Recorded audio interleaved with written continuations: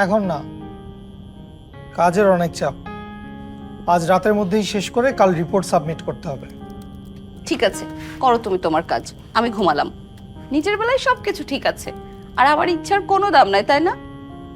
আহা, তুমি কিসের সাথে কি মেলাচ্ছ বলো তো? যাও প্লিজ, ঘুমিয়ে পড়োগে, যাও।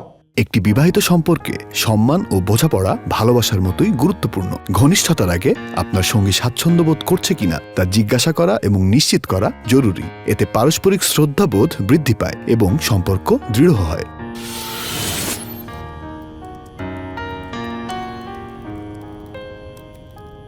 কাজের অনেক চাপ। হ্যাঁ, আর বলো না, আজ রাতের মধ্যেই শেষ করে কাল রিপোর্ট সাবমিট করতে হবে। ঠিক আছে, তাহলে কাজ করো। আচ্ছা, তোমাকে চা কফি কিছু দিব? থ্যাংক ইউ, লাগবে না। তুমি যাও, ঘুমিয়ে পড়োগে, ঠিক আছে? আমরা না হয় কাল বিকেলে চা কফি খাবো আর গল্প করব। ঠিক আছে।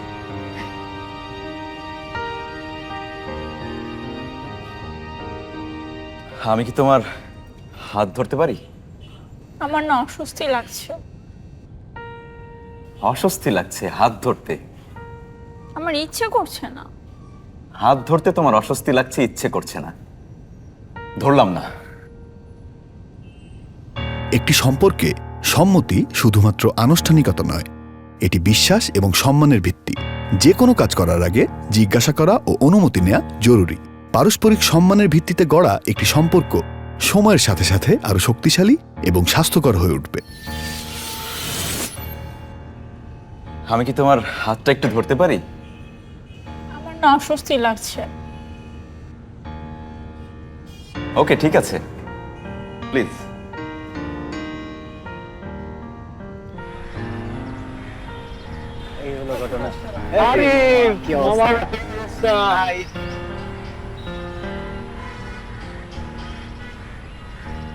বন্ধুত্বের মধ্যেও সম্মতি গুরুত্বপূর্ণ। ছেলে বা মেয়ে যে কোনো বন্ধু স্পর্শ বা আলিঙ্গন বা অন্য কোনো শারীরিক ইঙ্গিতে বা কথাবার্তায় স্বাচ্ছন্দ্য বোধ করছে কিনা তা নিশ্চিত করা গুরুত্বপূর্ণ। এতে বন্ধুত্ব সময়ের সাথে সাথে আরো শক্তিশালী এবং স্বাস্থ্যকর হয়ে ওঠে।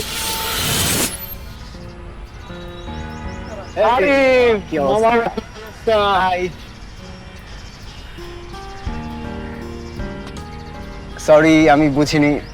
B comfortable. সম্মতি শুধুমাত্র একটি আনুষ্ঠানিকতা নয়, এটি সমস্ত সম্পর্কের মধ্যে সম্মানের একটি প্রকাশ।